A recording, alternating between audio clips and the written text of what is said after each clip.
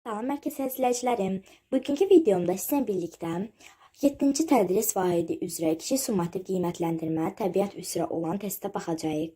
Bir də onu qeyd etmək istəyirəm ki, bu coğrafiyadan keçsəqə 7-dir. Gəlin başlayaq.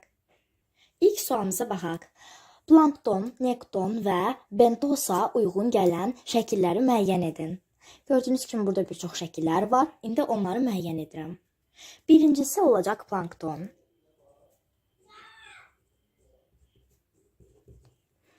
İkincisi olacak nekton. Üçüncüsü ise olacak bentosa.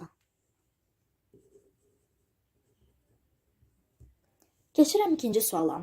İkinci sualda deyir ki, torpaq tipləri və onların yayıldığı ölkələr arasında əlaqəni qurun. Baxaq, boz torpaqlar, petrol küləçalan, ferralit torpaqlar, Kongo, Braziliya, Misir, 1-ci İviya, Rusiya, Kanada.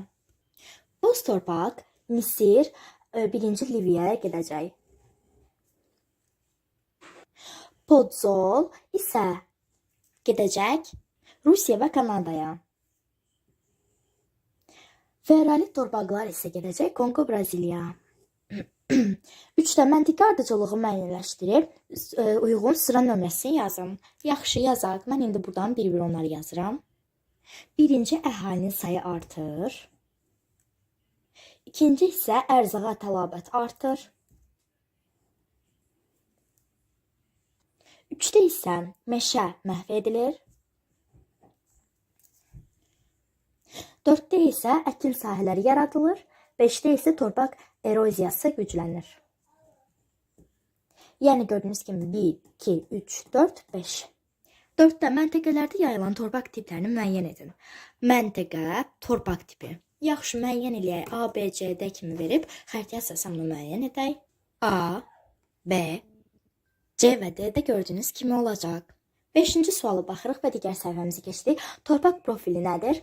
A, torpağın üst limit qatı, B, torpaq horizonatların cəmi, C, torpaq rənglərinin cəmi, D, torpağın rekultivasiyası, E isə struktursuz torpaqlar. Cavab olacaq B bəndi.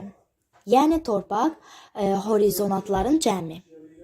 İkinci sualda nə deyir? İkinci sualda deyir ki, Azərbaycan ərazisində Kür çayından Böyük Qafqazın zirvələrinə qədər hansı torpaqlar olduğunu müəyyən edin. Yaxşı, müəyyən eləyək. Birincidə A, B, C, D qabağına yazacaq. İstifadə olmasa və məntəqə gördüyünüz kimi şəkildə belədir. İndi gəlin bir-bir yazıram. Gördüyünüz şəkildə yazılmalıdır. Son olaraq da izləyicilərim, 7-ci sualda gördüyünüz kimi belə yazılmalıdır. 8-ci sualda da gördüyünüz şəkildəki kimi düzgün şəkildə yazılmalıdır. Beləliklə, bugünkü testimizin sonuna gəldik. Kanala abunə olub, like atmayı unutmayın. İzlədiyiniz üçün təşəkkür edirəm. Sağ olun, imtahanda uğurlar.